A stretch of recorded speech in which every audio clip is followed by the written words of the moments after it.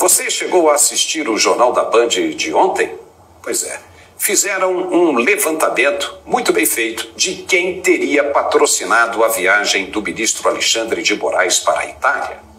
Tem muita gente dizendo que isso seria uma cortina de fumaça para esfriar a questão do impeachment do ministro Barroso e coisa e tal, mas não é nada disso. Não tem nada a ver. O caso é cabuloso mesmo.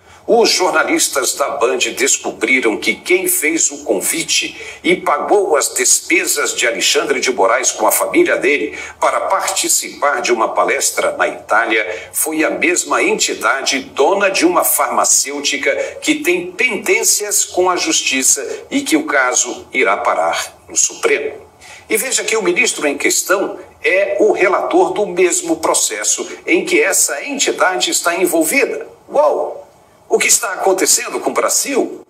De acordo com as informações divulgadas na noite de ontem, a Unialfa, Faculdade de Direito de Goiânia, que promoveu a palestra na Universidade de Siena, na Itália, onde Alexandre de Moraes participou, pertence ao grupo José Alves, que também é dono da farmacêutica Vita Medic. Essa farmacêutica foi condenada pela Justiça do Rio Grande do Sul, junto com o grupo Médicos pela Vida, por danos morais coletivos à saúde no valor de 55 milhões de reais. A empresa teria apoiado a divulgação e incentivado o uso do kit Covid, que continha remédios ineficazes contra a Covid-19. A Vita Medic é a fabricante no Brasil do remédio Ivermectina, propagado como o que curava a Covid-19. O diretor da Vita Medic chegou inclusive a ser convocado para dar esclarecimentos na CPI da Covid pela divulgação do remédio sem comprovação científica. José Alves, dono do grupo, conseguiu até um mandado do próprio STF contra uma ordem da CPI para quebrar o sigilo telefônico e bancário dele. A farmacêutica Vita Medic, que convidou e pagou as contas do ministro na Itália, vendeu mais de $500 milhões do remédio que foi usado para a Covid e ainda apoiou, sem um estudo aprofundado do assunto, a divulgação da Ivermectina. Só lembrando que Alexandre de Moraes é o relator do inquérito das fake news e agora aceitou realizar uma palestra por uma empresa investigada justamente por fake news durante a pandemia da Covid. Processo esse que foi aberto contra o então presidente Bolsonaro e que deverá chegar ao STF. Me diga uma coisa, era para a gente estar aqui falando de ministros do Supremo alguma vez na vida? Por que essa gente tem tanta necessidade de aparecer? Já não basta a vida que levam, que deveria ser de respeito espontâneo da sociedade e muita admiração? Não se ouve falar de integrantes das altas cortes em lugar nenhum do mundo, nem mesmo nos governos ditatoriais. E por que no Brasil é diferente? É ético um ministro aceitar vantagens de um envolvido em um processo que ele é parte integrante como relator? E o que a empresa pretendia ao convidar o ministro? Estreitar os relacionamentos para quando o caso chegar nas mãos dele? Gente, o que é isso?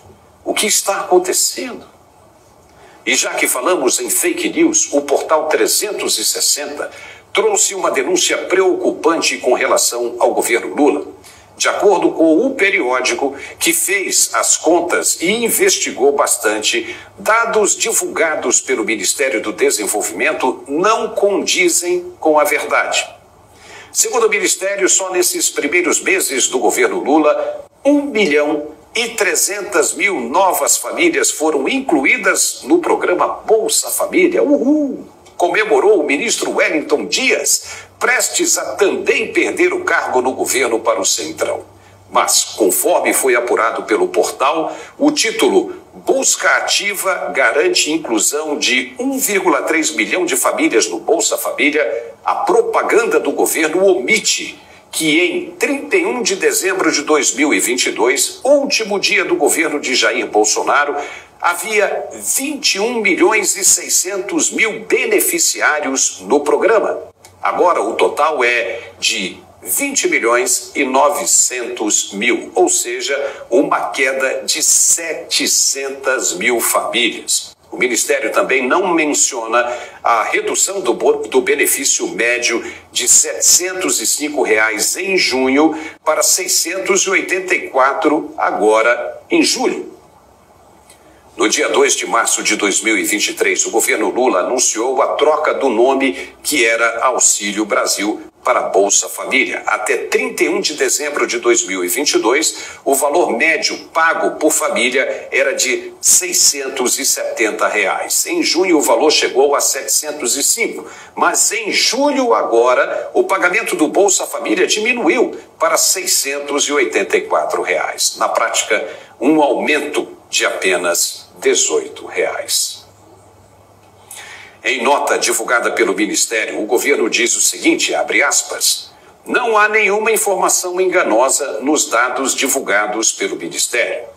Falamos em inclusões de novas famílias e não em novos desligamentos, como forma de evitar interpretações que levem à criminalização de pessoas vulneráveis. O Ministério do Desenvolvimento conduz com serenidade processos de averiguação cadastral que terão impactos em benefícios durante todo o ano. Logo, o Bolsa Família é um programa dinâmico com entradas e saídas todos os meses. Fecha aspas. Narrativas. Sempre elas. Mas o portal foi a fundo e disse que não tem nada disso.